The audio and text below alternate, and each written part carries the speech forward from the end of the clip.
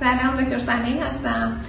من همیشه تو ویدیوام در مورد مسائل مربوط به عمل هم صحبت کردم. تو این ویدیو میخوام در مورد یک مطلب غیر جراحی و نسبتا غیر پزشکی صحبت کنم. همونطور که خب میشنوید توی اخبار مربوط به تکنولوژی میشنوید، دنیا داره تمام تلاشش رو میکنه، دانشمندا تمام تلاششون رو میکنن که طول عمر انسان رو خیلی افزایش بدن. خب مسئله فقط که عمر انسان نیستش که یعنی باید جلوی فرسودگی بافت‌ها و سلول‌های بدن رو بگیرن، حالا چه مغز باشه، قلب باشه، کلیه باشه، ماهیچه باشه. همه اینها رو از طریق علم ژنتیک تغییراتی توی ژن انجام بدن، از طریق نانو داروها که بیماری‌ها رو درمان بکنن، از طریق در واقع داروهایی که از طریق هوش مصنوعی دستوراتی مستقیما به سلول‌ها میدن، از طریق راه‌های مختلف دارن سعی میکنن که جلوی پیر شدن و زوال سلول‌ها رو بگیرن و بدین ترتیب عمر انسان رو خیلی طولانی بکنن. شاید خیلی در دست دور از ذهن نباشه، مثلا شاید تا 30-40 سال دیگه عمر انسان بتونه مثلا راحت به 120 سال و 150 سال برسه و اینها دیگه طول عمرهای طبیعی حساب بشن.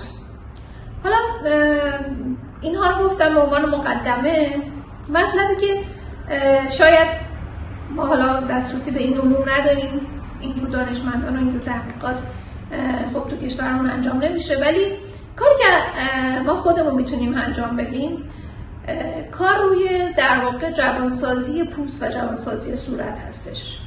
چه پوست دست، چه پوست صورت.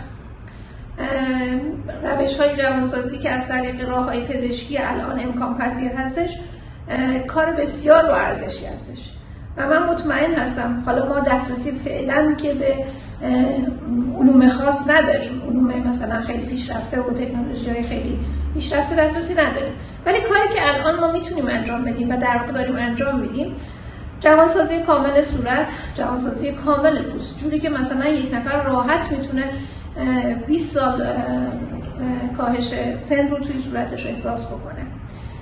و من معتقد هستم، یه عقیده شخصی خودم هستش، وقتی شما خودتون رو توی آینه نگاه میکنید، یه صورت جوون میبینید، از خودتون خیلی انرژی میگیرید و این انرژی که به خودتون میدین هر بار نگاه کردن، هر روز این انرژی دادن به بدن اصلا به عمرتون اضافه میکنه، اصلا به سرزندگیتون و به انرژی روانیتون اضافه میکنه. پس این کاری هست که همین الان هم انجام میشه، منتظر 30 سال و 40 سال دیگه نمیخواد باشین. این کاری هست که انجام بدین، جوانسازی صورت، کارهای اساسی، کارهای ارزون و کارهای بیفایده نه. خیلی از کارهایی که دارن انجام میدن و تبلیغات میکنن کارهای بیفایده هستن.